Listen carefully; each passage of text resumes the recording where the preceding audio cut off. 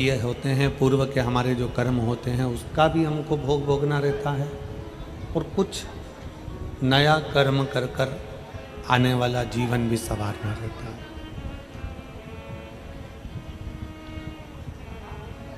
इसलिए हम बार बार आप लोगों से कथा के मध्य में कहते हैं कि मत बुरे कर्म कर बंदे वरना पछताएगा, भगवान की आंखों से तू बच नहीं पाएगा, तू बच नहीं पाएगा।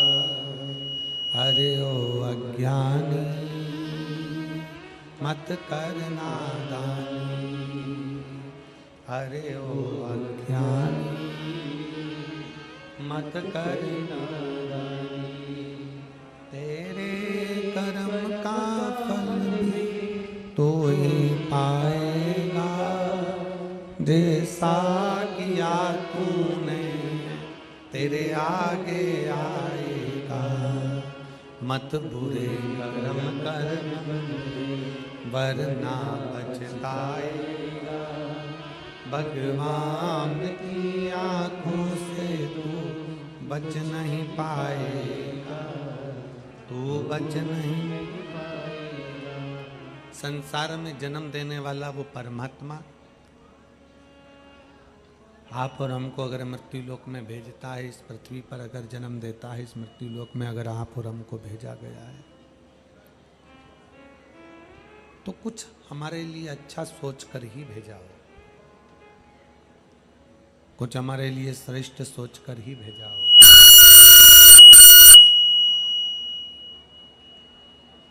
कुछ हमारे लिए अच्छा विचार कर कर ही भेजा होगा। एक बगीचे में बहुत सारे फूल लगे हुए हैं। बगीचे के अंदर ढेर सारे फूल हैं, कोई सुगंधित भी है, कोई बिना सुगंध का भी है, कोई अच्छा भी है, कोई बुरा भी है। शिव कथा कहती है, भगवान शंकर का चरित्र कथा है, शिव महापुराण की कथा कहती है। बगीचे में बहुत फूल हैं, कोई पुष्प सुगंधवान है, कोई पुष्प दिखने में सुंदर है, कोई पुष्प खाने में सुंदर है, कोई पुष्प सुगंध से आनंदित है, कोई पुष्प देखने में अच्छा नहीं लगता, कोई जहरीला होता है, कोई कैसा होता है। शिव महापुराण की कथा कहती है, जैसे बगीचे में बहुत पुष्प हैं, सबका कलर अलग है, सबका रंग अलग है, सबकी सुगंध अलग है, सबका स्वरूप अलग है, कोई मीठा है, कोई कड़वा है, कोई अच्छा है, कोई जहरीला है। उसी तरह भगवान की इस पवित्र भूमि पर, परमात्मा की इस पृथ्वी पर, इस धरा पर आप और हम सब पुष्प की तरह। बगीचे में अच्छा पुष्प लगा, आप उसके करीब में चले गए। बेकार पुष्प था, आप उससे दूरी बना ली। संसार अच्छे और बुरे दोनों से बना हुआ है, इसमें अच्छे भी मिलेंगे और बुरे भी मिलेंगे। अब आपको निर्भर करता है, आपकी दृष्टि पर निर्भर करता है, आपके विचारों पर निर्भर करता है कि आप अच्छों के पास में जाएंगे कि बुरों के पास। आप श्रेष्ठ के पास जाएंगे कि अनश्रेष्ठ के पास जाएंगे।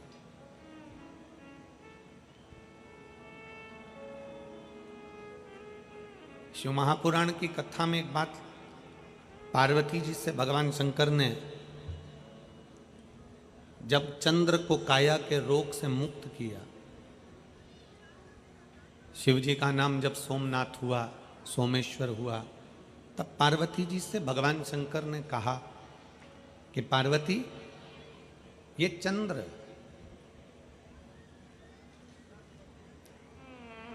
पूर्व में जब तुम सती थी,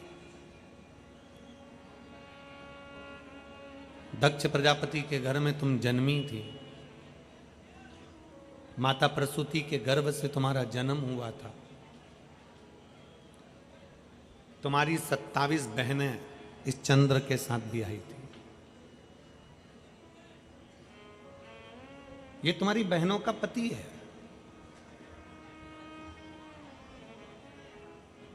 पार्वती, तुम्हारा पूर्व का जो जन्म था, जिस जन्म में तुम सती थी, दक्ष प्रजापति के घर में तुम्हारा जन्म हुआ था और तुम्हारी 27 बहनें चंद्र के साथ ब्याही थी। और चंद्र एक के प्रति आसक्त रहा, रोहिणी के प्रति, बाकी के प्रति आसक्ति नहीं थी उसकी।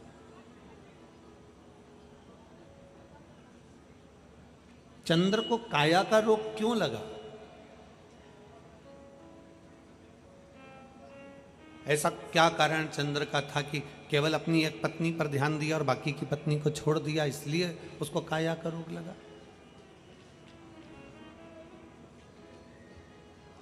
चंद्र को काया का रोग किस लिए लगा? रोहिणी पर ध्यान दिया और 26 जो पत्नियां थी उन पर ध्यान नहीं दिया, इसलिए काया का रोग हो गया। सोमनाथ जी की अगर हम कथा देखें, चंद्रेश्वर महादेव की अगर कथा देखें, तो हमारे मन में आता है कि चंद्र ने अपनी एक धर्म पत्नी रोहिणी पर ध्यान दिया और 26 पर ध्यान नहीं दिया, इसलिए काया का रोग हो गया। पर शिव महापुराण की कथा कहती है ये कारण नहीं था। दक्ष प्रजापति ने केवल एक छोटी सी बात के लिए अपने दामाद को श्राप नहीं दिया। कारण केवल यह नहीं है कि 26 पत्नियों पर ध्यान नहीं दिया और एक पत्नी पर ध्यान दिया इसलिए ऐसा शरीर हो गया, ऐसा रोग हो गया। ना ना ना,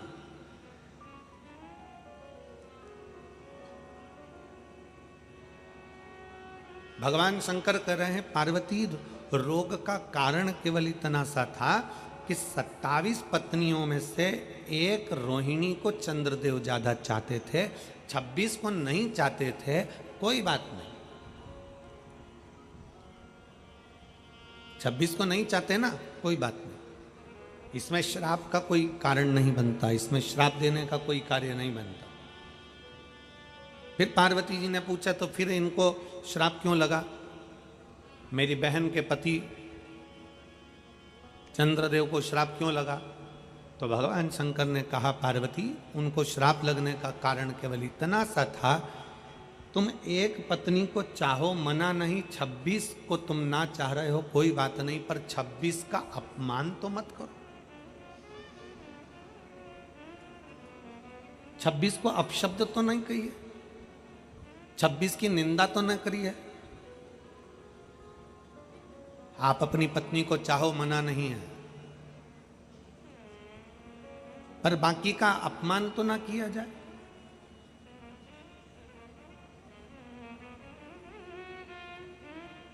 एक सास के जीवन का सबसे बड़ा लक्ष्य होता है उसकी बहू अच्छी आए, पर सास के जीवन का सबसे बड़ा लक्ष्य एक और होता है कि हमारे घर में अगर 4 बेटे हैं, 3 बेटे हैं, 2 बेटे हैं, 5 बेटे हैं और उनकी बहू आ जाए, तो ये सास का लक्ष्य होना चाहिए कि कभी भी मुख से ये ना कहे कि मेरी बड़ी बहू अच्छी है, कि छोटी अच्छी है, कि मंजली अच्छी है, कि संजली अच्छी है। अपनी दृष्टि में रखो कि कौन कैसा है, पर अपने मुख से कभी किसी एक बहू को श्रेष्ठ बताते हुए बाकी की बहुओं की बुराई जिंदगी में ना करी जाए, वो हमारे जीवन का दुख का कारण बन जाए, वो हमारे तकलीफ का कारण बन जाए। चंद्रदेव को काया का रोग क्यों हुआ? चंद्रदेव ने अपनी पत्नी रोहिणी को ज्यादा प्रेम करा इसलिए काया का रोग हुआ? नहीं नहीं नहीं, चंद्रदेव को कारण काया का रोग इसलिए हुआ क्योंकि चंद्र 26 जो पत्नियां थी, 27 में तो प्रेम था, 26 पत्नियों का अपमान कर देते थे। 4 लोग बैठे हैं, 4 लोगों में जैसी पत्नी पानी लेकर आई अपमान कर दिया, हर कुछ कह दिया, अपशब्द कह दिए, चिल्ला कर दौड़ दिए, कुछ कहने में आ गया, कुछ बोल दिए। शिव महापुराण की कथा कहती है अगर किसी ने कोई गलती करी है तो उसके कानों में जाकर कहिए कि तुमने ये गलती करी है।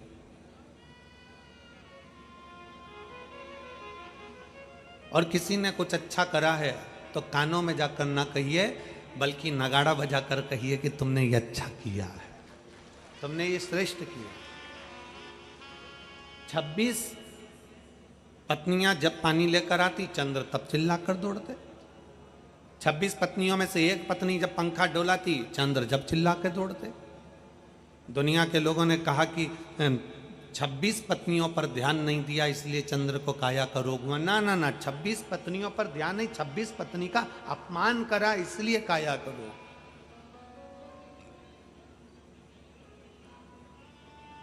चंद्रदेव सभा में बैठकर हमेशा कहते थे, तुम मुझे जानती नहीं हो,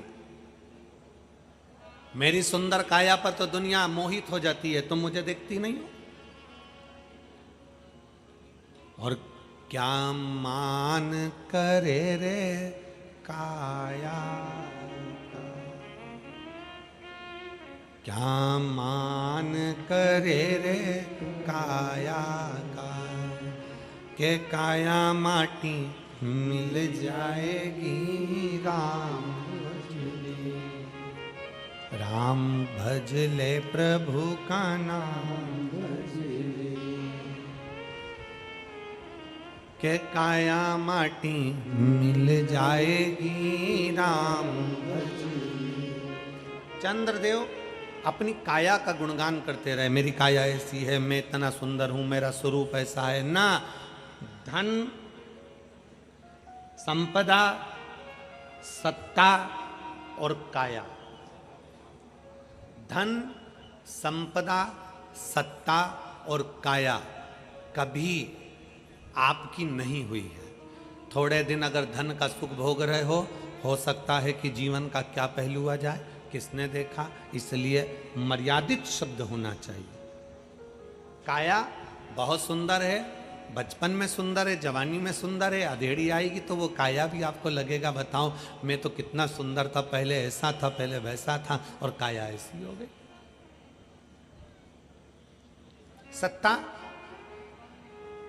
आज आपके पास में अच्छा पद है, अच्छी प्रतिष्ठा है, अच्छी कुर्सी है, आप कोई अधिकारी के पद पर बैठे हो, आप कोई मंत्री के पद पर बैठे हो, आप कोई अध्यक्ष उपाध्यक्ष के पद पर बैठे हो, आपके पास में सत्ता है, आप कभी मालूम पड़ा विधायक बनकर बैठ गए, कभी सांसद बनकर बैठ गए, कभी कुछ बनकर बैठ गए, कभी कुछ बनकर बैठ गए, आपके पास सत्ता है। और इसके पहले किसी और के पास थी, उसके पहले किसी और के पास थी। जीवन का क्या ठिकाना है, कब किसके पास पहुंचे।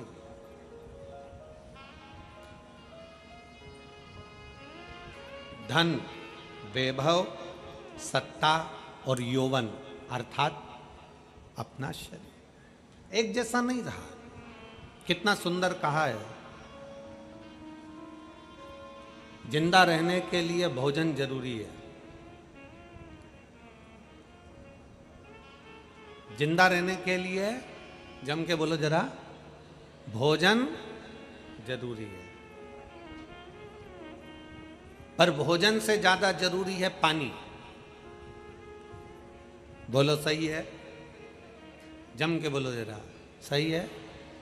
जिंदा रहने के लिए भोजन जरूरी है, पर भोजन से ज्यादा जरूरी है पानी, पर पानी से भी ज्यादा जरूरी है वायु। जिंदा रहने के लिए भोजन जरूरी है, भोजन से ज्यादा जरूरी है पानी, और पानी से ज्यादा जरूरी है वायु। अगर तुम्हारी श्वास में तुम्हें हवा ही नहीं मिले और तुम्हें कहीं पैक कर दिया जाए तो भोजन और पानी का क्या करोगे। जिंदा रहने के लिए भोजन बहुत जरूरी है, और भोजन से ज्यादा जरूरी है, बोलते जाओ, पानी, और पानी से ज्यादा जरूरी है वायु, और वायु से भी ज्यादा जरूरी है तुम्हारी आयु। क्या जरूरी है? आयु। ये वायु से ज्यादा जरूरी है।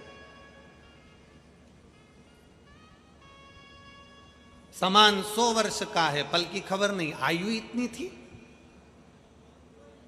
खाने के लिए डब्बों में बादाम भरी पड़ी हुई है, पूरी अलमारियां रकम से भरी पड़ी हुई है, धन दौलत पड़ा हुआ है, और मालूम पड़े प्राण छूट गए। आयु इतनी थी। क्या करोगे उस संपदा का? फैक्ट्री का, दुकान का, व्यापार का, व्यवसाय का, साड़ियों का, गहनों का, कपड़ों का करोगे क्या? गाड़ी और बंगले का करोगे क्या? तो भोजन से ज्यादा जरूरी है पानी, पानी से ज्यादा जरूरी है, बोलते जाओ, वायु, और वायु से ज्यादा जरूरी है आयु। बस जैसे वायु से ज्यादा जरूरी आयु होती है, उसी तरह हम जब भगवान के मंदिर में जाते हैं, कथा सुनने के लिए जाते हैं, शिवालय में जल चढ़ाने के लिए जाते हैं, तुम कितना भी श्रृंगार कर कर चले जाओ, तुम स्नान कर कर चले जाओ, बिना स्नान के चले जाओ, तुम जैसे भगवान के पास जा रहे हो वो अपनी जगह पर है। तुम भगवान को चांदी का लोटा में पानी ले जा रहे हो, कि तांबे के लोटे में ले जा रहे हो, कि स्टील के लोटे में ले जा रहे हो, कि मिट्टी के लोटे में ले जा रहे हो, ये तुम्हारे ऊपर निर्भर है। पाँव में चप्पल पहनकर जा रहे हो कि नहीं पहनकर जा रहे हो, तुम्हारे ऊपर निर्भर है। तुम कुछ करो ना करो, पर सबसे ज्यादा जैसे मनुष्य की जिंदगी में आयु जरूरी है, उसी तरह परमात्मा शंकर की सेवा में मन बहुत जरूरी है। मन अगर लग गया तो परमात्मा,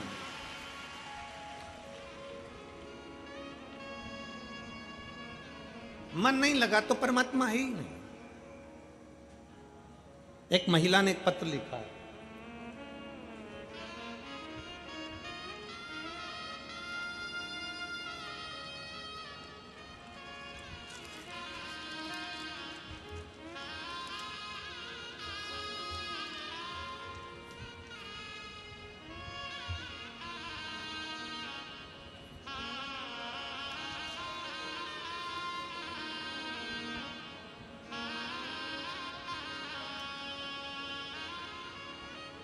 मेरा नाम रुचि गोविंद शुक्ला है, ग्राम बल्लूपुर, पोस्ट जोत, जिला मैनपुरी की रहने वाली हूँ।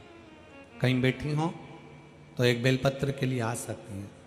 मेरा नाम रुचि गोविंद शुक्ला, मैं ग्राम बल्लूपुर, पोस्ट जोत, जिला मैनपुरी की रहने वाली हूँ।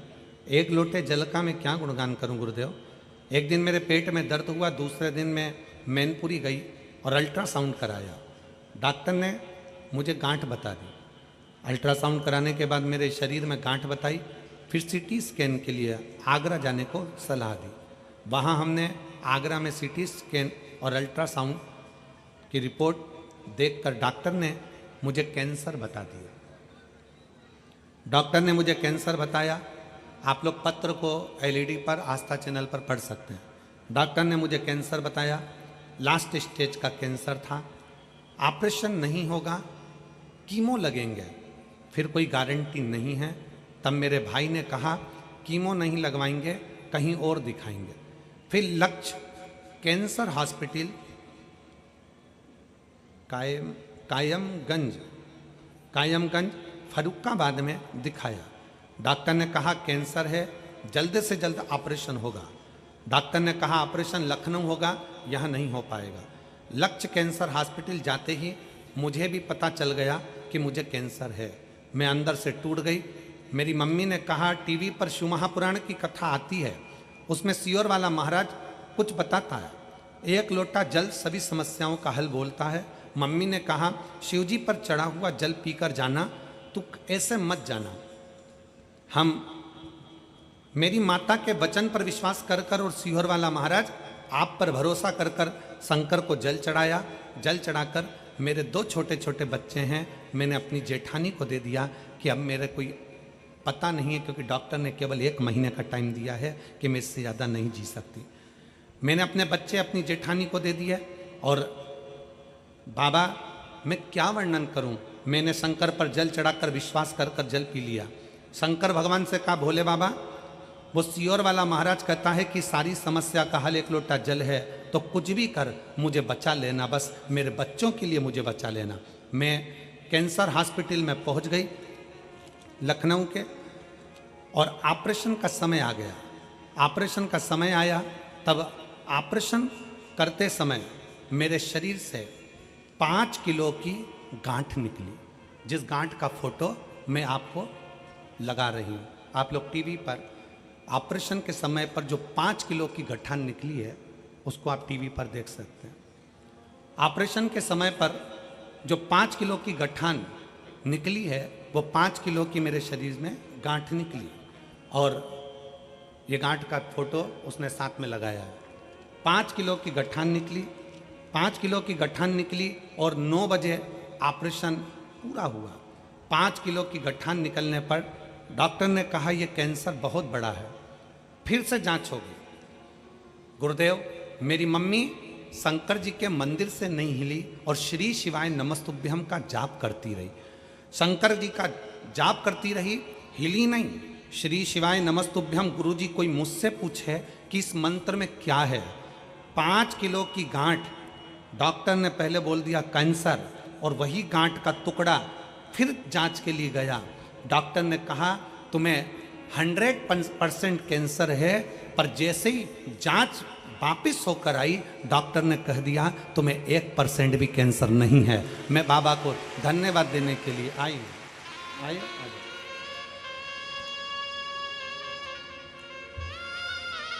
मेरा नाम रुचि गोविंद शुक्ला, मैं ग्राम बल्लपुर, पोस्ट जोत, जिला मैनपुरी की रहने वाली हूँ।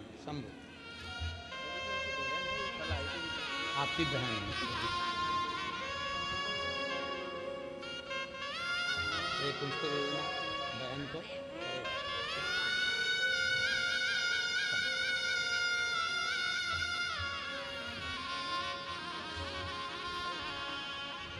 एक शिव भक्ति,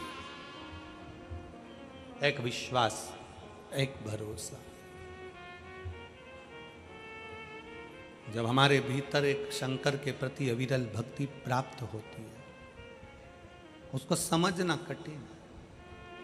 आपके क्षेत्र में भागवत बहुत हुई होगी, रामायण बहुत हुई होगी, गीता बहुत हुई होगी, आपके क्षेत्र में भंडारे भोजन सब हुए होंगे, यज्ञ अनुष्ठान भी बहुत हुए होंगे, और आपके क्षेत्र में जो ये 5 दिवसीय शिव महापुराण की कथा हुई है, आपने दिल से सुना है, दिल से भगवान की सेवा करी है, कोई कामना से नहीं, कोई पाने के लिए नहीं, केवल भगवान की सेवा में अगर दिल से लगे हो तो ये मानकर चलना कि 3 महीने में मेरा बाबा तुम्हारी झोली जरूर भर देगा। ये निश्चित है, ये निश्चित है।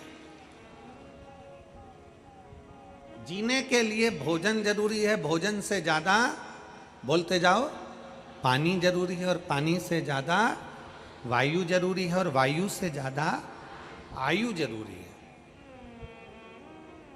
अगर आयु नहीं होगी, उम्र नहीं होगी, तो फिर ये धन, ये दौलत, ये संपदा, ये सत्ता, ये वैभव किस काम का, क्या काम का है? सबसे मूल है आपकी आयु। शिव महापुराण की कथा कहती है, भगवान शंकर का चरित्र कहता है कि शंकर को जल चढ़ाते समय हम जब उत्तर का मुख कर कर, जलाधारी उत्तर की होती है, तो हम इधर खड़े होकर जब शंकर को जल चढ़ाते हैं उत्तर की ओर मुख कर कर, तो हमारा देव आदित्य महादेव हमारी आयु बढ़ाता चले जाता है, हमारी आयु बढ़ाता है।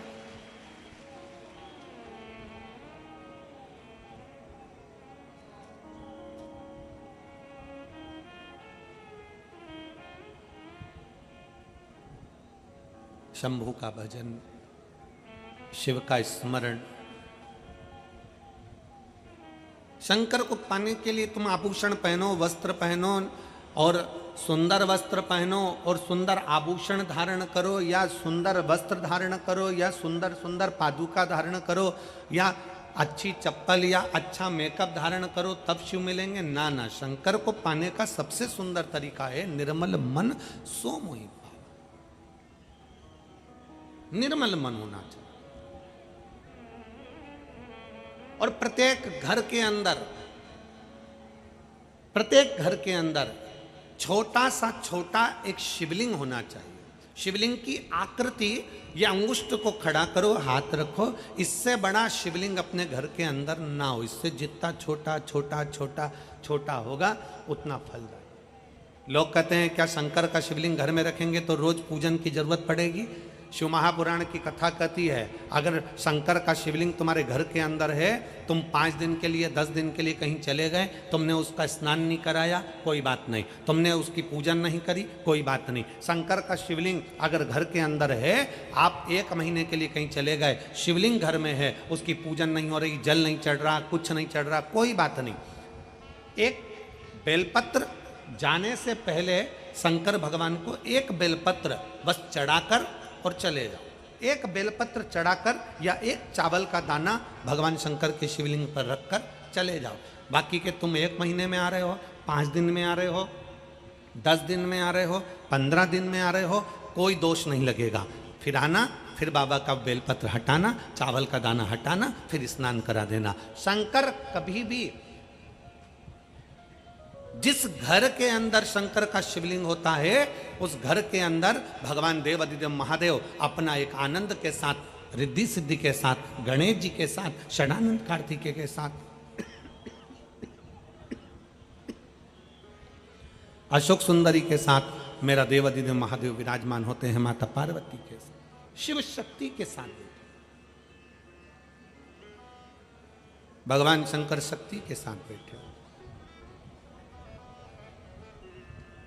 प्रत्येक घर के अंदर छोटा, अब कोई कहे कि गुरुजी किसी ने कहा कि शंकर का शिवलिंग घर में नहीं होना चाहिए, जो कह रहे हैं उन्होंने शिव महापुराण को पढ़ा नहीं है। ठाकुर जी की मूर्ति अगर टूट जाए तो वो खंडित कहलाती है, देवी जी की मूर्ति टूट जाए तो वो खंडित कहलाती है, देवता की मूर्ति टूट जाए तो वो खंडित कहलाती है, पितरों की पाथड़ी टूट जाए तो वो खंडित कहलाती है। पर शंकर भगवान का शिवलिंग अगर बीच में से 10, 15, 20, 25 टुकड़े भी हो जाएं तो वो खंडित नहीं कहलाता, वो अखंडेश्वर महादेव ही कहलाता, वो खंडित नहीं कहलाता।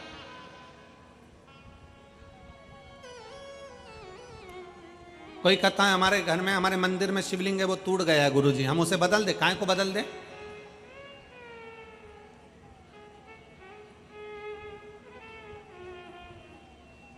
शंकर का शिवलिंग तुम्हारे घर में जैसा है, पत्थर का है, तुम्हारे घर में जो शिवलिंग जिस भाव से विराजमान है, पारद का है, चांदी का है, पत्थर का है, नर्मदेश्वर है, सीहोर का कुबेरेश्वर धाम का कंकर शंकर है, तुम्हारे घर में जो रखा वो श्रेष्ठ है, उसकी श्रेष्ठता है। शंकर भगवान कह रहे हैं पार्वती से कि पार्वती, ये चंद्र, तुम पूर्व जन्म में सती थी और तुम्हारी बहन 27 बहनों का विवाह इस चंद्र के साथ हुआ था। चंद्र की 26 पत्नियों पर चंद्र का ध्यान नहीं गया, 27 पत्नी रोहिणी से उनका प्रेम रहा। पर सुनो ए पार्वती, एक बात आज हम आपको बता रहे हैं, ध्यान से सुनना पार्वती, ये चंद्र को काया का रोग अपनी 26 पत्नियों पर ध्यान नहीं दिया उसके लिए नहीं, 26 पत्नी का अपमान करा, ये उसका फल है।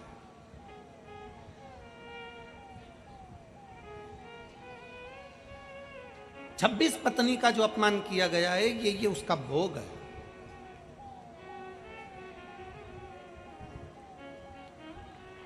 कितना सुंदर कहा, एक चरित्र आता है कि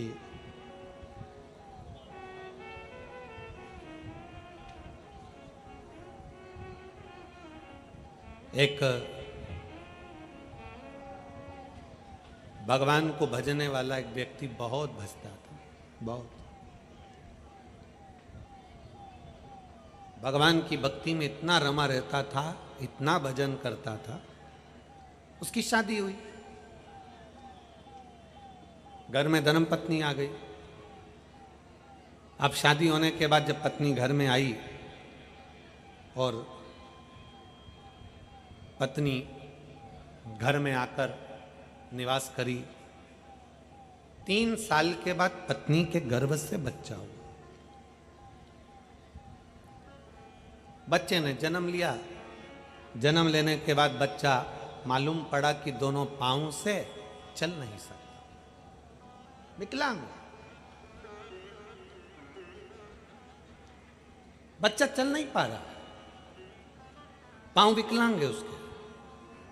बड़ा दुखी हो गया, भगवान के पास पहुंचा, भगवान से बहुत बहुत झगड़ा किया, बाबा ये कहाँ का तरीका है, मैं तुम्हारी इतनी भक्ति करता हूँ, मैं तुम्हारा पर इतना विश्वास करता हूँ, मैं तुम्हारा इतना भजन करता हूँ, मेरा बचपन तुम्हारे भक्ति में निकला, मेरी जवानी तुम्हारी भक्ति में निकली, मेरी शादी हो गई, पत्नी अच्छी मिल गई, परिवार अच्छा मिल गया, सब अच्छा मिल गया और बच्चा हुआ तो ऐसा हुआ। एलईडी चालू करिए, एलईडी चालू करवाइए उधर साइड पे।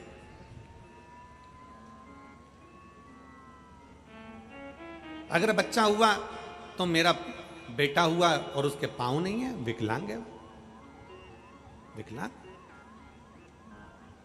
बच्चा हुआ तो ऐसा बड़ा दुख हुआ, बड़ा बड़ा तकलीफ है। अब रोज मंदिर जाता और रोज भगवान से झगड़ा करता, रोज मंदिर जाता और रोज भगवान से झगड़ा होता। प्रतिदिन मंदिर जाए, प्रतिदिन झगड़ा करे, भगवान बोले नहीं कुछ भी। अब की बार उसको इतना गुस्सा आया कि उसने अपना सिर शंकर भगवान के शिवलिंग से भड़कना, शंकर के शिवलिंग से अपना सिर फोड़ना प्रारंभ कर। शिव जी प्रकट हुए। क्या बात है, क्या हो गया?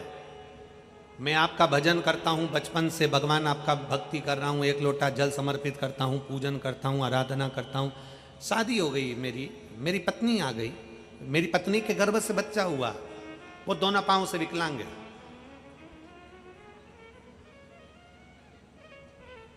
मैं इतना भजन करने वाला और मेरा बच्चा ऐसा हो गया, मैंने कौन सी गलती करी? शंकर भगवान कहते हैं ये गलती तेरी आज की नहीं है, पूर्व जन्म में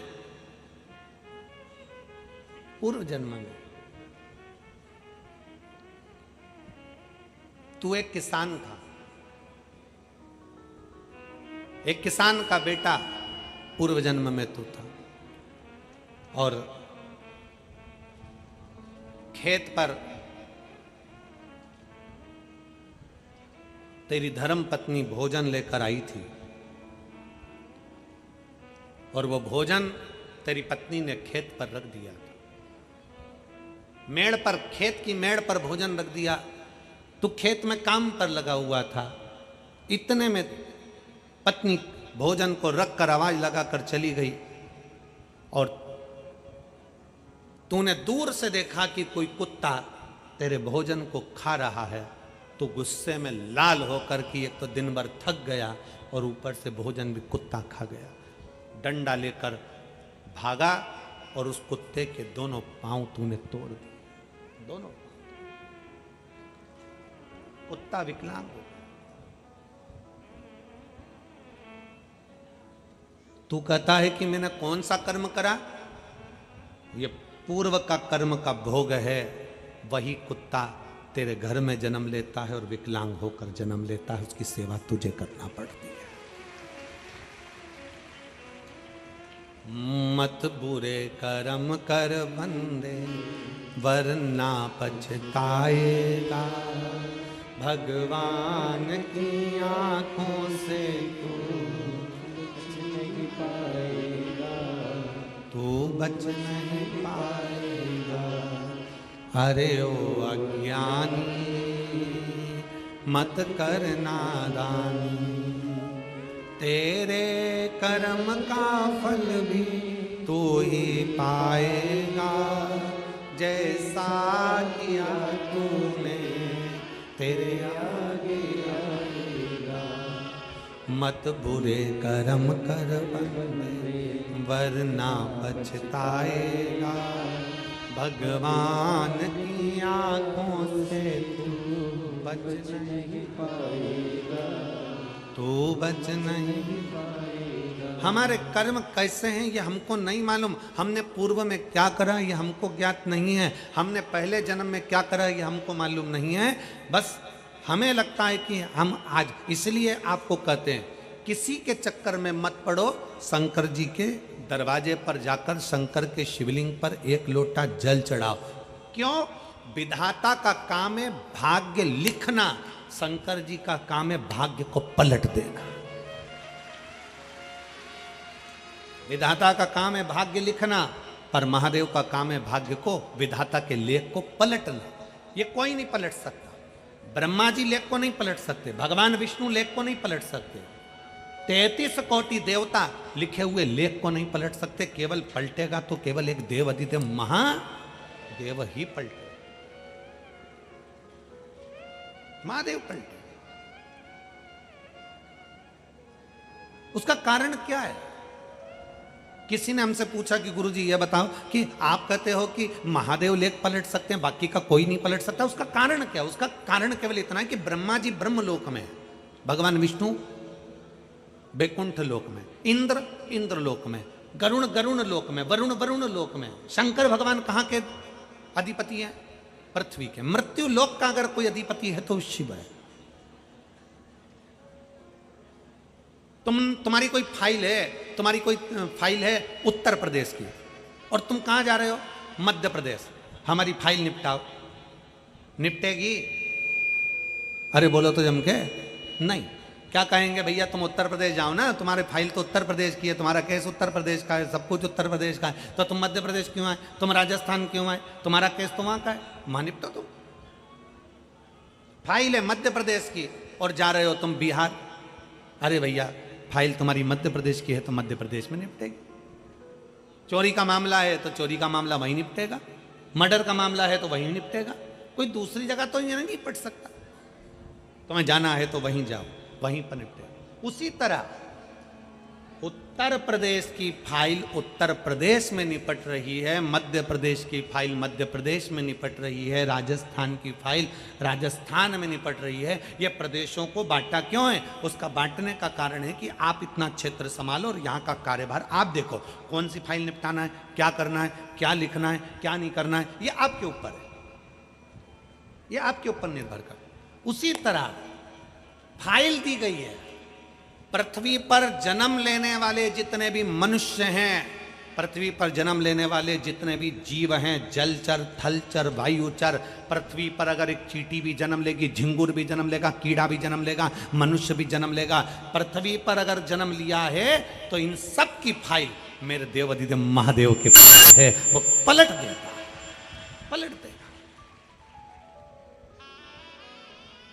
यहां की फाइल शिव के पास।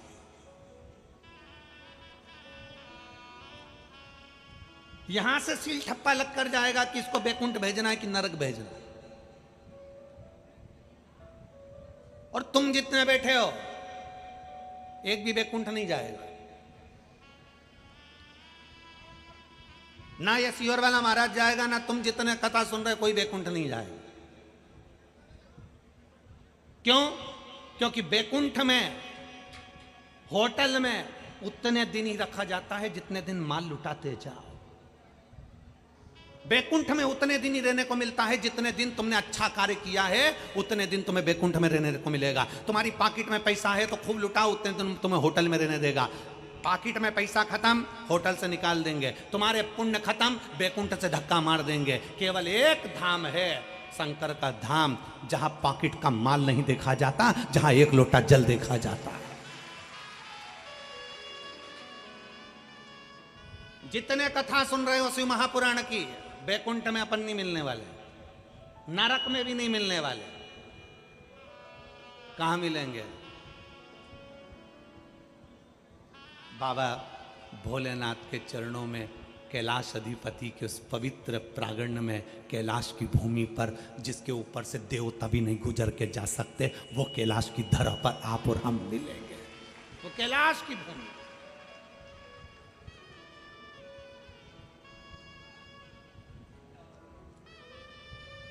जिसपे से कोई उल्लंघन कर भी नहीं जा सकता।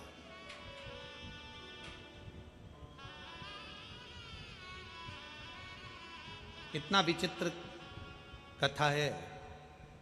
लंका का राजा रावण कैलाश पर पहली बार गया और बीच में नंदी बैठा मिल गया, तो नंदी को बैठा हुआ जानकर रावण ने अपना स्वरूप बढ़ाया और नंदी को उलांघने लगा। तो नंदी ने पांव ऐसा पकड़ा कि लंका का राजा रावण उलांग भी नहीं पाया, 10 मुंडियां हिलने लगी। घबराने लगा, थर थर कांपने लगा लंका का राजा रावण। तो रावण ने किसको याद करा, किसको बुलाया? लंकाधिपति रावण ने शंकर भगवान को नहीं। जब रावण का पांव नंदी ने जकड़ दिया, पांव हिल नहीं पाया, लांग कर जा रहा था। यहां तो सीधी सीधी बात है, शंकर जी के जलाधारी में से जो जल निकलता उसको नहीं लांगते। शिव महापुराण की साक्षी में ये सामने, ये शंकर जी की ये व्यासपीठ है। ये व्यासपीठ से ये सामने जितना बड़ा मंच बना हुआ है, मंच के सामने की जितनी जगह होती है, हमारे चाहे पीएसओ हो, पुलिस के जवान हो, चाहे कार्यकर्ता हो, आपको इधर से इधर नहीं जाने देते, जगह खाली है, आप जा सकते हो, पर इधर से हम इधर नहीं जाने देते। भागवत हो आप खूब निकलो, रामायण हो आप खूब निकलो, गीता जी हो आप खूब निकलो, पर शिव महापुराण की कथा हो उसके सामने का ये भाग खाली रखा जाता है, क्योंकि यहाँ नंदी बाबा की ये 5 दिन की कथा, 7 दिन की कथा बैठकर श्रवण करता है। हम जाने नहीं देते, उलांघने नहीं देते, क्योंकि हमारा कुछ नहीं बिगड़ना, बिगड़ना उस व्यक्ति का जो लांग कर जा रहा है। तेज कोई फोटो खींचने आ गया, कोई कुछ करने के लिए आ गया, कोई वीडियो बनाने के लिए आ गया और वो लांग कर चले गया, बाद में उसको समझ में नहीं आता कि हमें तकलीफ क्या हो रही है। बाद में मालूम पड़ता है कि हमने गलती क्या करी, वो कोई नहीं बताएगा कि वो गलती कौन सी थी। आपको गुस्सा आएगा कि हमारे को जाने क्यों नहीं दे रहा है, हमको इधर क्यों नहीं आगे बढ़ने दे रहा है। गार्ड रोक देंगे, पीएसओ रोक देंगे, पुलिस रोक देगी कि भाई यहाँ से सामने से मत निकलो, आप पीछे से निकल जाओ, पूरा मंच पड़ा है, घूम के निकल जाओ, पर सामने मत आओ। क्योंकि शंकर को जब 5 दिवसीय शिव महापुराण की कथा होती है, आप यहाँ पर आए हो, आपने दर्शन करे होंगे, कई माताएं मिट्टी को अपने मस्तक से लगाती हैं, कई प्रणाम करती है, कई लोट लगाती आती है। कथा के पंडाल की इतनी महत्वता होती है कि दिल से अगर मांगा जाए तो 3 महीने में बाबा बड़े से बड़ा रोग भी समाप्त कर देता है। और हीरे की चूड़ी पहनने वाले करोड़पति, सोने की चूड़ी पहनने वाले भी इस पंडाल में आगरा से आके पड़े हुए हैं, राजस्थान से आके पड़े हुए हैं, फिरोजाबाद के लोग पड़े हैं, मैनपुरी के लोग पड़े हुए हैं पंडाल के अंदर, जिनके आगे पीछे 4-4, 5-5 नौकर घूमते हैं, वो भी इस पंडाल में बैठकर केवल कथा श्रवण करने के लिए बैठे हैं। कई ऑफिसरों की पत्नी पंडाल के अंदर पड़ी हुई हैं, पंडाल के अंदर सो रही हैं, पंडाल के अंदर रह रही हैं, कोई आस लेकर, विश्वास लेकर। इस शिव महापुराण को समझना बहुत कठिन है, बहुत कठिन। जिंदगी निकल गई लोगों की, शिव पुराण को समझ नहीं पाए, जीवन निकल जाता है। लोगों को लगता है जैसी भागवत है वैसी रामायण है, जैसी गीता है वैसी वो है, वैसी शिव पुराण है, महाराज को बुलाएंगे, करवाएंगे और चले जाएंगे। ना ना, इस पुराण को समझना बहुत कठिन है, समझने के लिए पूरी जिंदगी लग जाती है मनुष्य की, पूरा जीवन, पूरा जीवन। शिव तत्व को जानना, शंकर को पहचानना। नंदी का पांव जकड़ गया कि रावण का पांव जकड़ गया, रावण पांव नहीं हिला सका, रावण ने चीखा, चिल्लाया, खूब आवाज लगाई, कोई ना आया। आखिरी में रावण ने देखा मैं किसको बुलाऊं, शंकर जी को तो मिलने जा रहा था, स्मरण नहीं था, किसको बुलाऊं रावण ने विचार करा। तब लंकाधिपति रावण ने मंदोदरी को आवाज लगाई। किसको आवाज लगाई है? जम के बोलिए, मंदोदरी। कौन है ये? रावण की पत्नी। तब लंकाधिपति रावण ने मंदोदरी को आवाज लगाई। क्यों? क्योंकि लंका के अंदर मंदोदरी केवल एक ऐसी थी जो भगवान शंकर के शिवलिंग का रोज निर्माण करती थी, रोज पूजन करती थी, रोज अर्चना करती थी। रावण को मालूम है अगर मुझे कोई बचा सकती है तो वो मंदोदरी भी बचा सकती है। तब मुझसे जो अपमान हुआ है नंदी का, मंदोदरी को आवाज लगाया। मंदोदरी उस समय मिट्टी का हाथ, बालू का शिवलिंग बनाती हुई हाथ पूरा मिट्टी में सन रहा था, मिट्टी में हाथ भिड़ रहे थे, और मंदोदरी रावण की पुकार सुनकर पहुंच गई।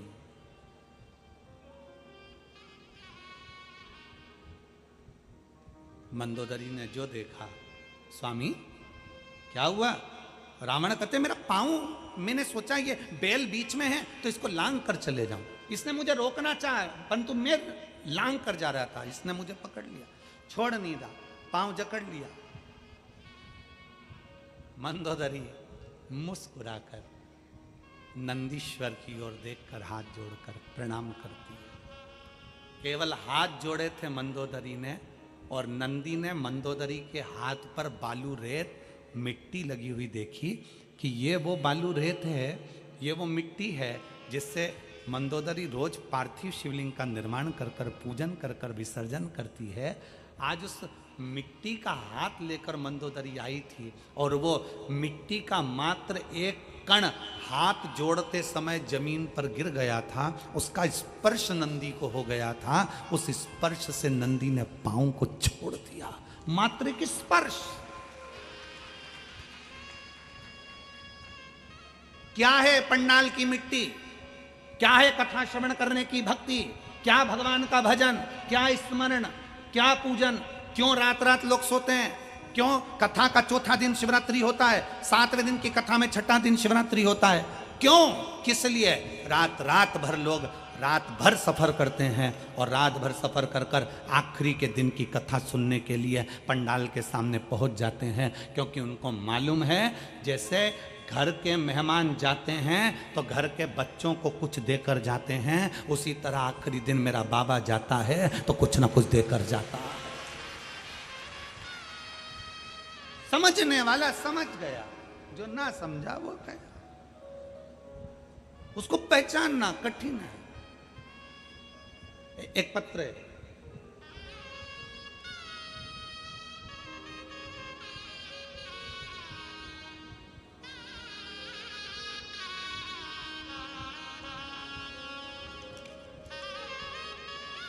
मेरा नाम सुमन देवी है, मेरे पति का नाम संतोष शर्मा है। मैं मुकाम संतोष नगर फिरोजाबाद की रहने वाली हूँ। संतोष नगर फिरोजाबाद की रहने वाली। एक लोटे जल का वेग क्या वर्णन करूं गुरुदेव। मेरे कहीं बैठी हो तो एक बेलपत्र लेने आ सकती हैं। मेरे छोटे बेटे का जॉब नहीं था, सारी पढ़ाई करने के बाद भी उसकी नौकरी नहीं लग रही थी, हार गया। आखिरी में उसने विचार कर लिया कि अब मैं एग्जाम नहीं दूंगा। मैंने मेरे बेटे से कहा कि वो सियोर वाला महाराज कहता है कि मेहनत कर 4 गुनी और एक बेलपत्री शहद की लगाकर शंकर को जाना, शिव सुनेगा। गुरुदेव 2023 में मेरे बच्चे ने मेरे कहने पर फिर वापस फॉर्म भरा और तैयारी करी, चौगनी मेहनत। आपकी कथा सुनी, 1 लोटा जल शिव को चढ़ाया। आज मेरा बेटा बाबा की कृपा से 2 जनवरी 2024 को सिकंदराबाद में ट्रेन मैनेजर के पद पर नियुक्त हो गया, रेलवे में उसकी नौकरी लग गई। एक शिव भक्ति हमारे भीतर जब जागृत होती है, विश्वास को हम जागृत करते हैं, भरोसा हमारे भीतर जब जागृत होता है तो क्यों ना शुभ।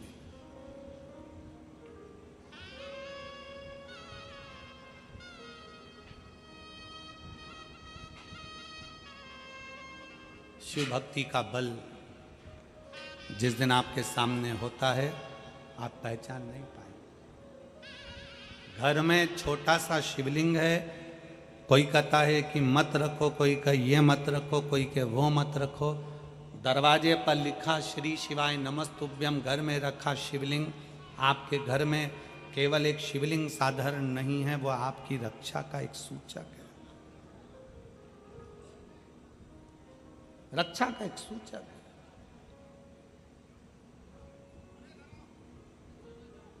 जो पहचान गया वो पहचान गया, जो नहीं पहचान पाया वो दरा की दरा रहे।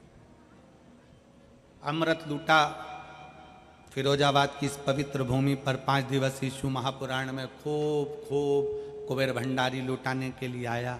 जिसने लूटना लूट लिया, जो नहीं लूटा बाद में पछताया। जो समझ गया कि शिव तत्व क्या है,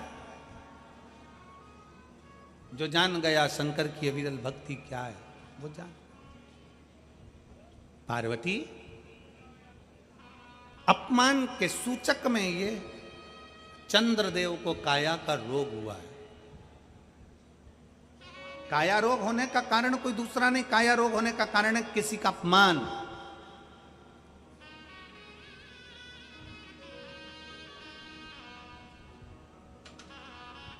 पानी और वाणी दोनों श्रेष्ठ होना चाहिए।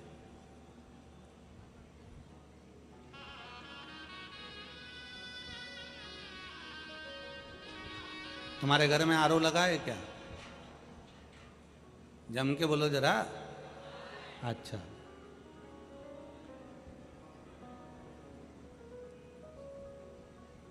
जब पानी आरओ का पीते हो, पानी छान कर पीते हो, पानी क्लीन कर कर पीते हो,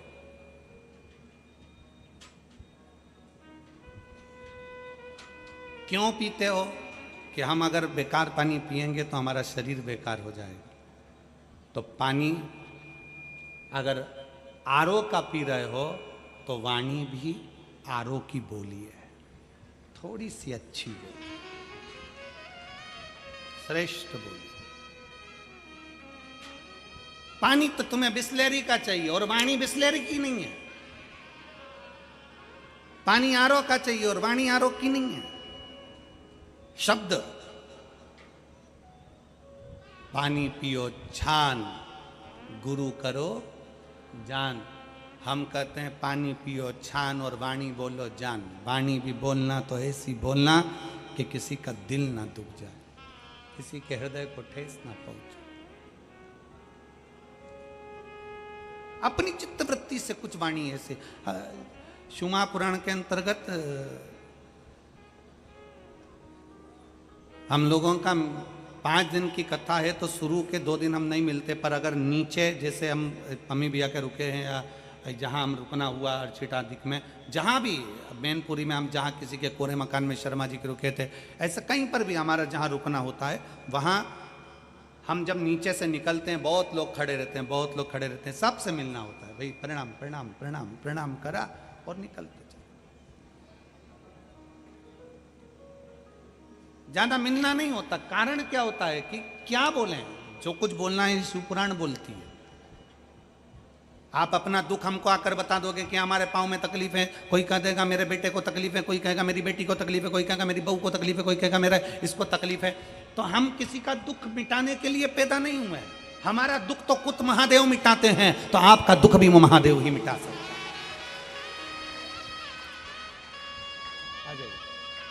आप उसके आश्रित हो ना, आप उसके भरोसे चलिए।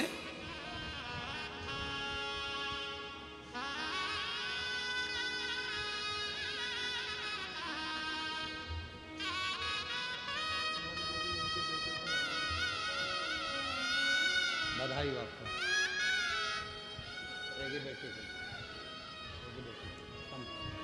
बधाई। श्री शिवाय। आप उसके आश्रित हो जाओ।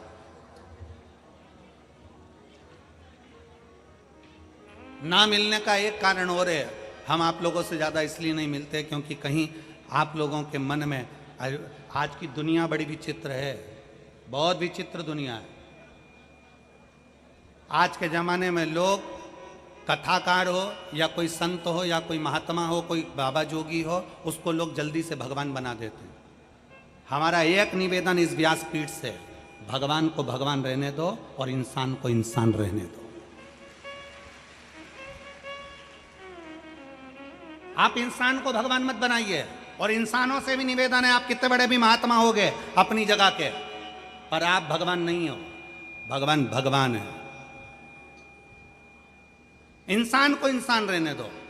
पर दुनिया के लोग आज के जमाने में इंसान को भगवान बनाने में लगे हुए हैं। अरे भगवान, अरे ना ना ना, उसको इंसान रहने दो, उसकी भी जिंदगी है, उसकी लाइफ, उसको जीने दो। उस परमात्मा को परमात्मा रहने दो। बहुत है वो, बहुत। उसकी अविरल भक्ति आप धारण करिए। अपने भीतर आडंबर से दूर होने का प्रयास करिए। शिव तत्व कहता है,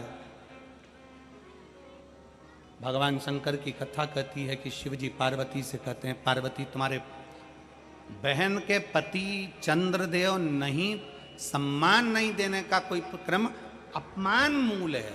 ये अपमान के जो शब्द बोले गए उससे ये काया करो।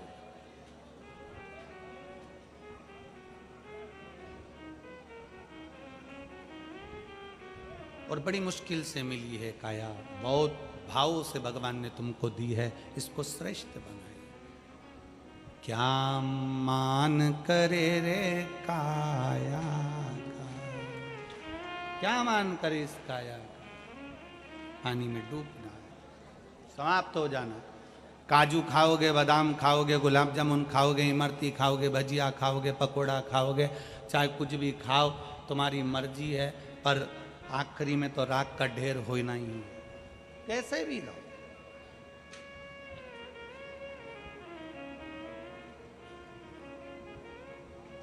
काया को पाके तुम कभी अभिमान ना करो,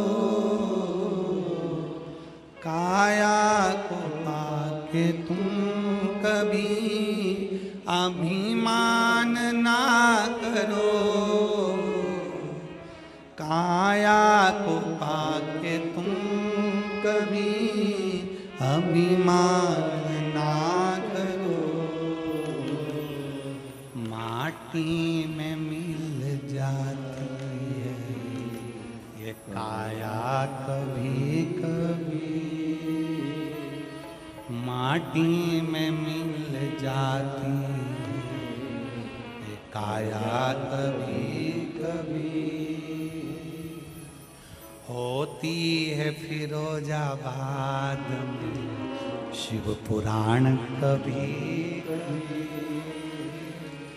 होती है फिरोजाबाद में शिव पुराण कभी कभी।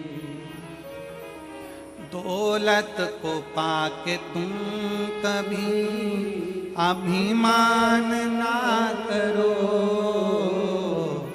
दौलत को पाके तुम कभी अभिमान ना करो। माटी में मिल जाती है दौलत कभी कभी, होती है फिरोजाबाद में शिव पुराण कभी कभी। बेटों को पाके तुम कभी अभिमान ना करो, बेटों को पाके तुम कभी अभिमान ना करो। बन जाते हैं पड़ोसी बेटा कभी कभी,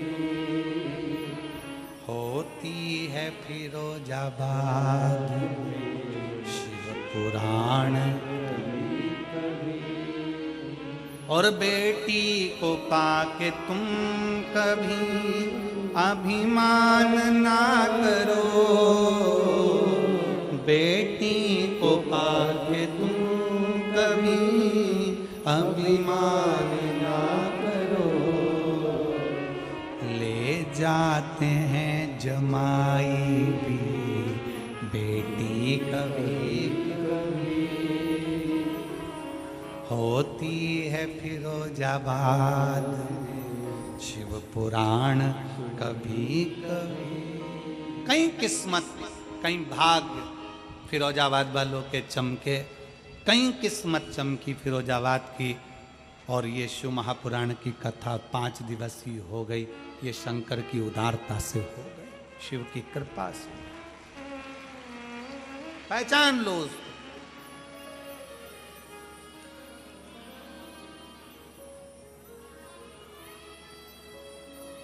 बहुत याद आएगी आपको शिव महापुराण की, बहुत। जब इस रोड से निकलोगे ना तो इस जगह को देखकर याद करोगे यहाँ शिव कथा हुई थी, भूमि को याद करोगे।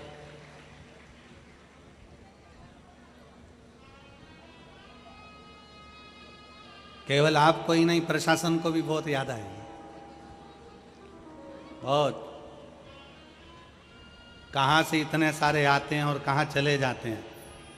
11 बजे समापन कथा का विराम हो जाएगा, 2 बजे यहाँ एक परिंदा नहीं मिलेगा।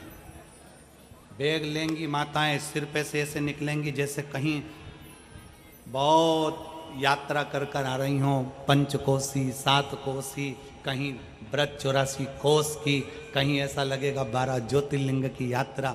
सिर पर बैगों का बंडल, बस, गाड़ी, ट्रक, और उसमें शिव भक्त भरा कर भगवान की विरल भक्ति करते करते चले।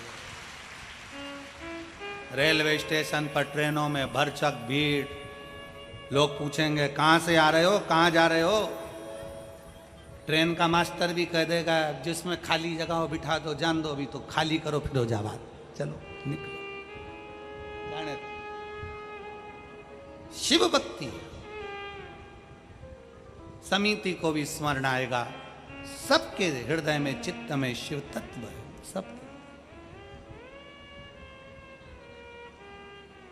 और बाबा को याद करते रहो, शंकर को याद करते रहो, शिव को याद करते रहो।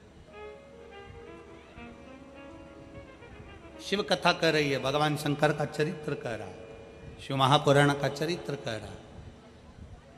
अपमानजनक शब्द व्यक्ति की काया को समाप्त कर देते हैं। काया को। भगवान से एक निवेदन हमेशा करते रहो, शंकर जी के मंदिर में जाना, शिव जी से कहना, बाबा तूने इतना वैभव दिया है ना, इतनी जायदाद दी है ना, इतना धन दिया है ना, इतनी संपदा दी है ना, तूने दुकान दी, परिवार दिया, घर दिया, बच्चे दिए, सब कुछ दिया, अब आयु दे, थोड़ी उम्र बढ़ा दे, जिसका भोग में भोग सकूं। और उस उम्र में एक चीज और लिख देना कि कहीं तेरी अगर शिव पुराण की कथा हो तो उस पंडाल में बैठकर सुन सकते हैं, ऐसी उम्र हो।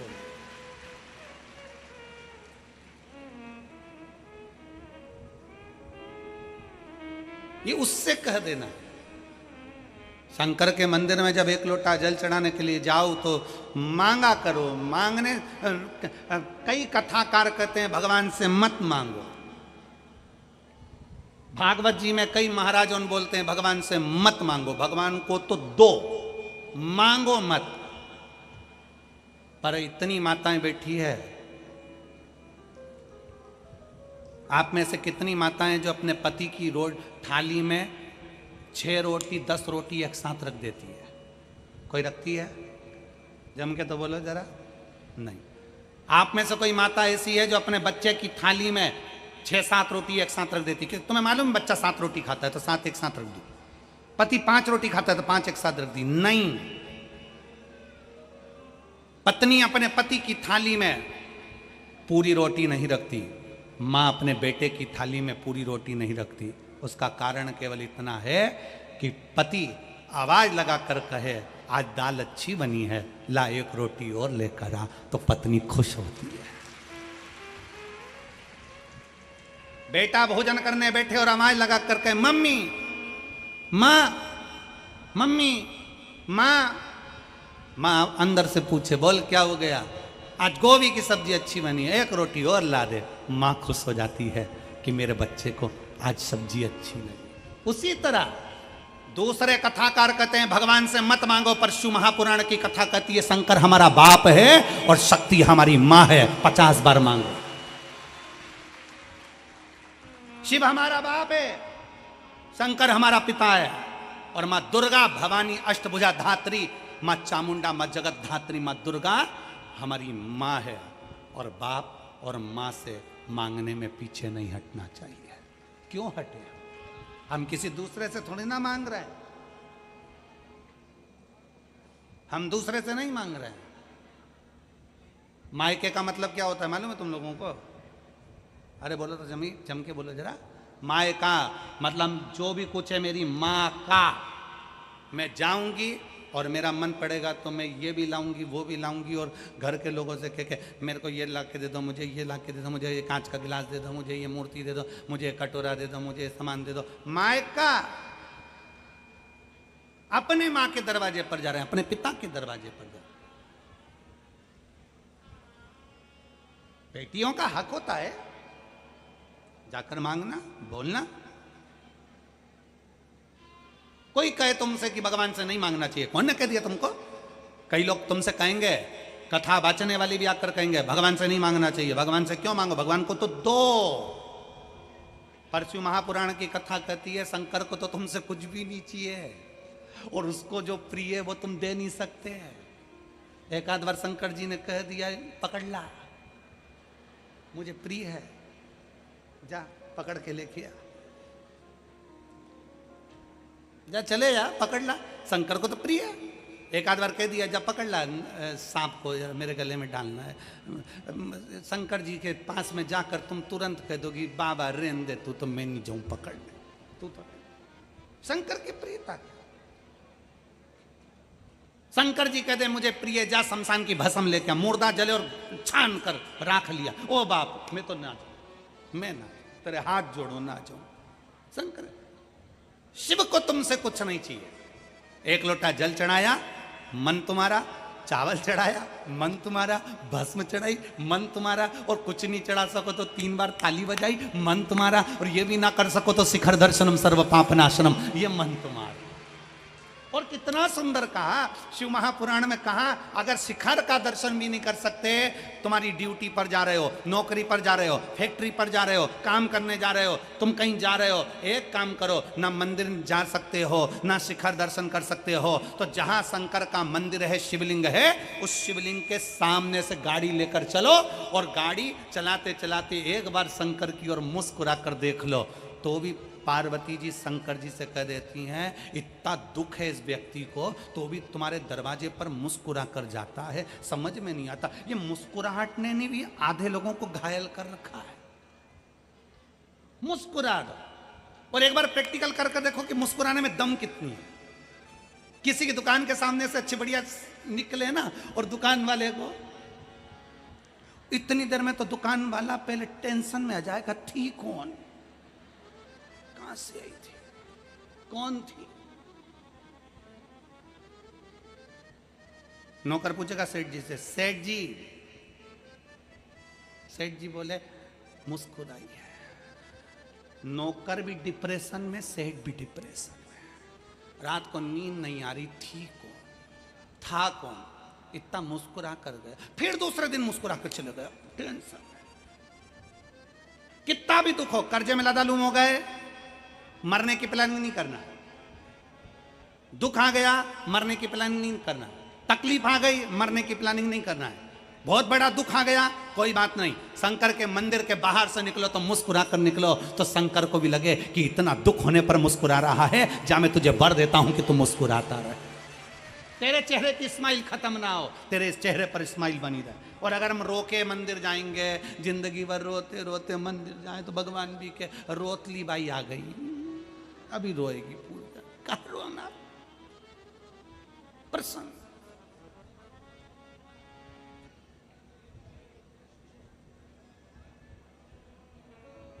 यह हमारी भाग्य का आनंद है, सुखमय आनंद लीजिए। शंकर के मंदिर में, परमात्मा की चौखट पर, भगवान के दरवाजे पर कई मिलते हैं हमारे को, कई लोगों की वीडियो भी बहुत सारी आती है, भगवान के मंदिर में खड़े हैं, आंख में से आंसू ढलक रहे हैं उनके, भगवान भी मन में सोचे तू मुझे दुखी करने आया है कि सुखी, थोड़ा मुस्कुरा के आया कर मेरे पास में, क्योंकि मेरा नाम तू जानता है कि लोग मुझे मुस्कुराहट से पहचानते हैं। भगवान कृष्ण की मूर्ति देखना मुस्कुराती अच्छी लगती है, राधा जी मुस्कुराती अच्छी लगती हैं, राम जी मुस्कुराते अच्छे लगते हैं, जानकी जी मुस्कुराती अच्छी लगती हैं, ब्रह्मा मुस्कुराते अच्छे लगते हैं, विष्णु मुस्कुराते अच्छे लगते हैं, शिव मुस्कुराते अच्छे लगते हैं। एक भी भगवान की मूर्ति ऐसी नहीं है कि भगवान रोता मिला हो, भगवान मुस्कुराते हैं। क्यों? क्योंकि जिंदगी के पड़ाव में राम जी कहते हैं मैं पृथ्वी पर आया था, रोने का मौका मिला था, पर मैं मुस्कुरा कर आगे बढ़ता चले गया। कृष्ण अवतार में आया, खूब रुलाया, पर मैं मुस्कुरा कर आगे बढ़ गया। जिंदगी में पड़ाव में हर पल दुख आएगा, पर याद रखना, मेरा फोटो देखना, राम जी कहते मेरा फोटो देखो, कृष्ण कहते मेरा फोटो देखो, शिव कहते मेरा फोटो देखो, कि मैं मुस्कुराता रहता हूं। कितना भी दुख हो जिंदगी में, मुस्कुरा कर आगे बढ़ना, तेरा हाथ पकड़कर खींच कर मैं ले जाऊं। तुम रो रहे हो, रो रहे हो, और रोते रोते तो जिंदगी हो गई। पहले परिवार के लिए रोए, पत्नी, बच्चे, नाते, रिश्ते, रोते रोते रोते रोते आखिरी का पड़ावा गया और जिंदगी समाप्त हो गई। वेंटिलेटर पे पड़ गए। घर के लोगों ने जाकर कहा देखो तो माँ, ओ काकी, मौसी, देखो तो कौन आया तुमसे मिलने। वो पलंग पे पड़ी की पड़ी और उसको दिखा रहे, देखो तो कौन आया, और ये छाती पे खड़े, उसकी आंख में से आंसू बह रहा। पहचान गई कौन हो? इतने में बहू ने कहा देखो मम्मी पहचान रही है तुमको, काका जी तुमको मम्मी पहचान रही है। मम्मी से पूछो काका जी को देख रही, मम्मी को पूछो मामा जी को देख रही, मम्मी को पूछो मौसा जी को देख रही, और देख के मन में सोच रही इन्हीं के चक्कर में तो मर रही। और मरते मरते भी छाती पे खड़े हो गए।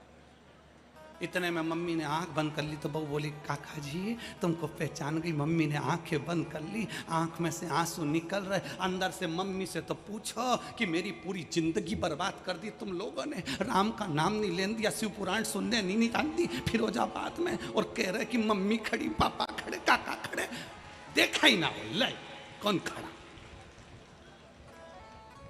कौन खड़ा? इसलिए अंत समय प्रभु वचन दिया और आए ना आए प्रभु कुटुंब अंत समय प्रभु वचन दिया तो निभाना पड़ेगा और अंत समय प्रभु आना पड़ेगा। कितना कितना भगवान की भक्ति का एक सुख है। क्या चाहिए शिव पुराण सुनने वालों को? कुछ नहीं। जहां जगह मिल गई वहां बैठ गए, अपना छाता लगाया, पानी की बोतल रखी, आसन बिछाया, बैठ गए, सोए, खाया पिया, आनंद करा और चले बाबा के धाम।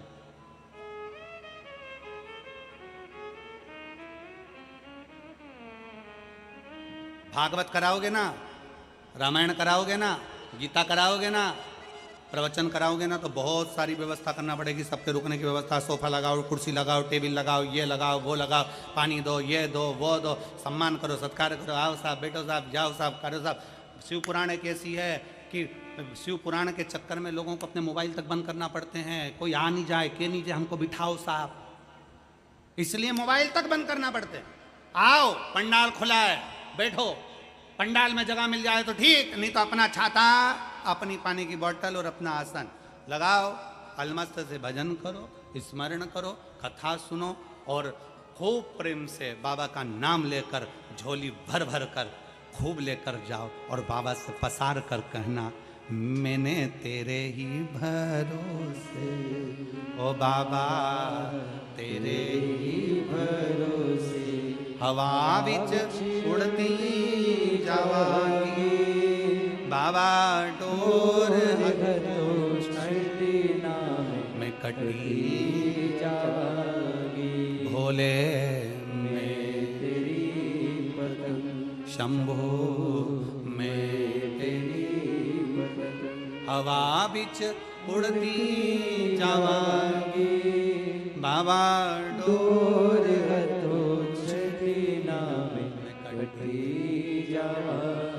उसके चरणों में बैठ जाओ।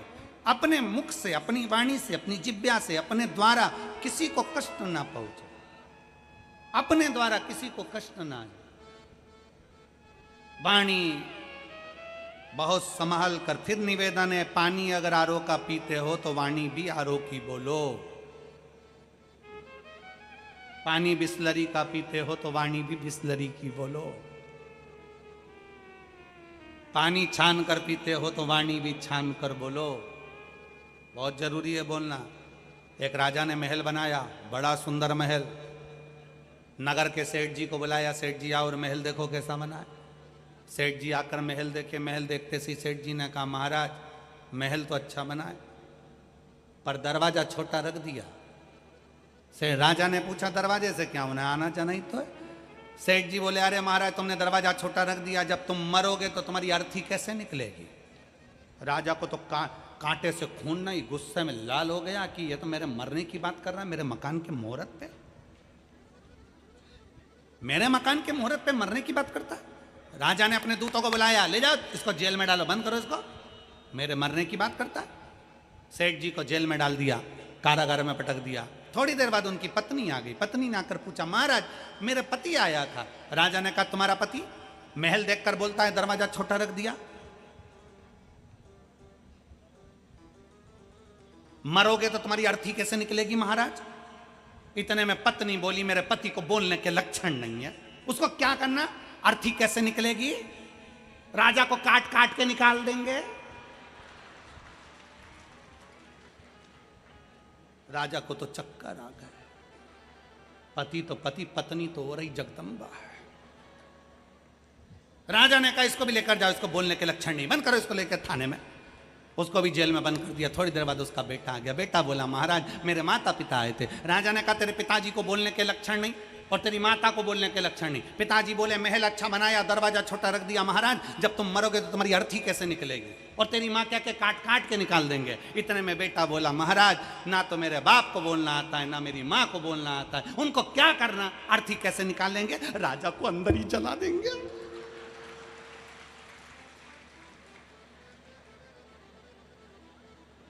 राजा ने अपने मंत्री को बुलाया, पानी ला पीने का।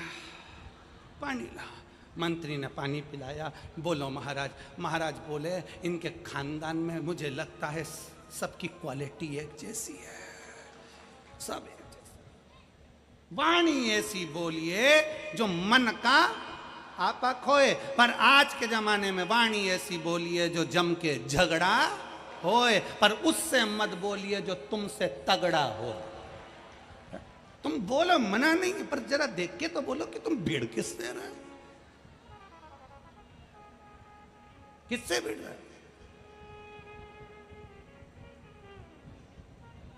समझने का कल की बात है। कल हम यहां से लेके वहां तक तो हमको अधिकारियों ने छोड़ दिया था। उसके बाद में वहां से हम आगे बढ़े, फिर वो दूसरी वाली रोड पे आए। दूसरी वाली रोड पे आए तो मैं ट्रैफिक में फंस गया। और ट्रैफिक में फंसे तो एक ऑटो वाले ने एक महिला को कहा इसमें ये सब, इसमें कुछ बात हो रही है उनकी, तो महिला ने भी कह दिया तू मुझे जानता नहीं है, मैनपुरी क्यों, तो मुझे जानता नहीं है, मैनपुरी क्यों।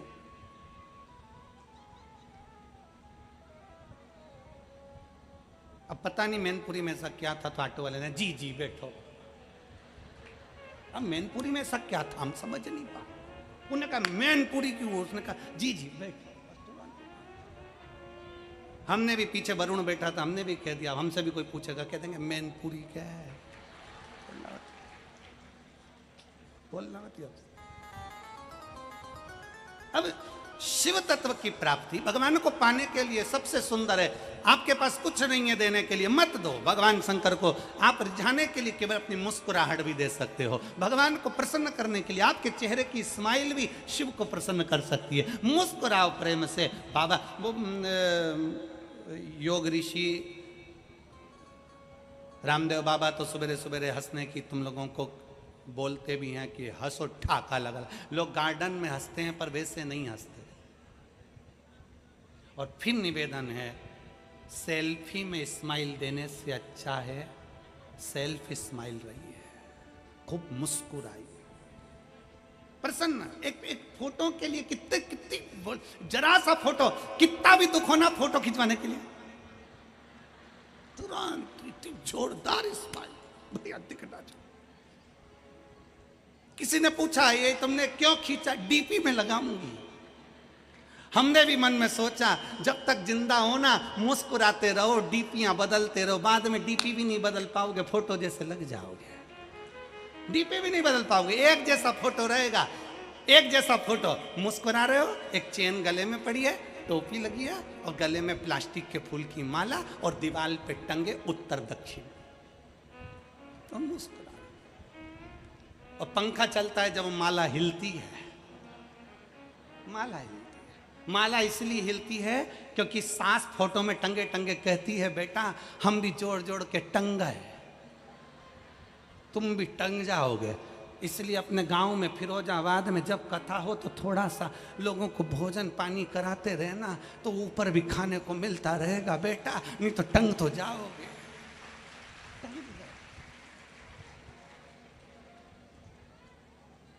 मुस्कुरा लो अभी जिंदगी, और नहीं तो अंत तो जाना ही है। और ढिम ढिम डमरू बजावेला हमार जोगीरा, ओ हमार जोगीरा। ढिम ढिम डमरू बजावेला हमार जोगीरा, ओ हमार जोगिया। ढिम ढिम डमरू बजावेला हमार जोगिरा, ओ हमार जोगिरा। ढिम ढिम डमरू बजा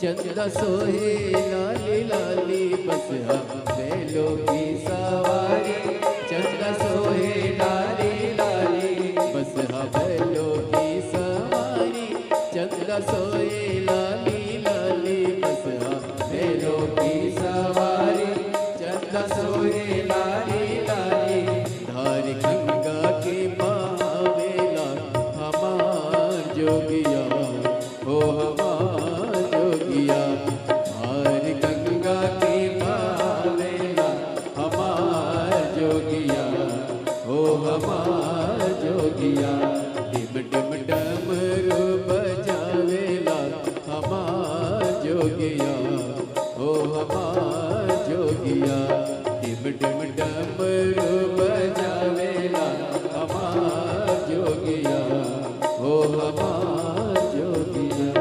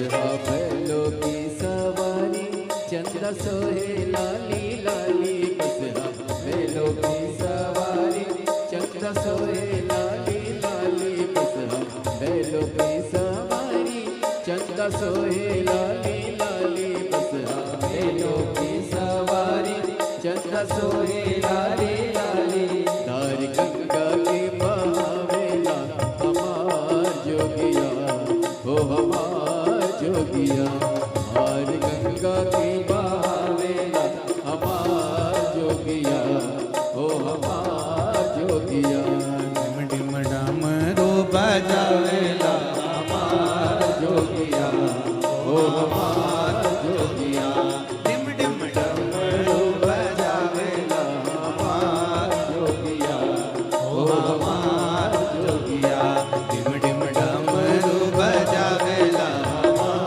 जोगिया हो हमार जोगिया डिम डिम डमरू बजावेला हमार जोगिया हो हमार जोगिया डिम डिम डमरू बजावेला हमार जोगिया ओ हमार जोगिया डमरू बजावेला हमार जोगिया हो हमार हार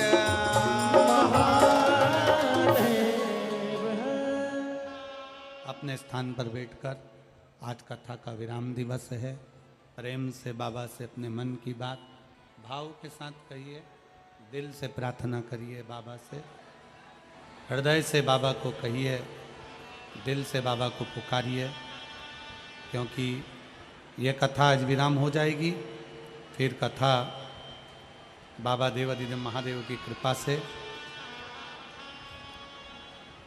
कार्तिक के महीने में 4 नवंबर से 8 नवंबर तक Faridabad Haryana IMT ground sector 66 में फरीदाबाद में कथा होगी। 8 तारीख को फरीदाबाद की कथा 5 दिन की विराम होगी। फिर 11 से 17 नवंबर बीसलपुर रोड, रूपपुर कृपा, पीलीभीत, उत्तर प्रदेश में प्रारंभ होगी। फिर कथा 20 से 26 नवंबर 2024 श्री सतुआ बाबा गौशाला, डोमरी पड़ाव, वाराणसी, काशी में कथा होगी। काशी में जो कथा 20 से 26 नवंबर होने जा रही है, जो भी श्रोता भाई बहन उसमें यजमान पद ग्रहण करना चाहते हैं वो सीहोर में संपर्क कर सकते हैं और बड़े प्रेम से कथा का लाभ ले सकते हैं। जीवन का एक आनंद आप और हम शिव महापुराण के माध्यम से श्रवण करें।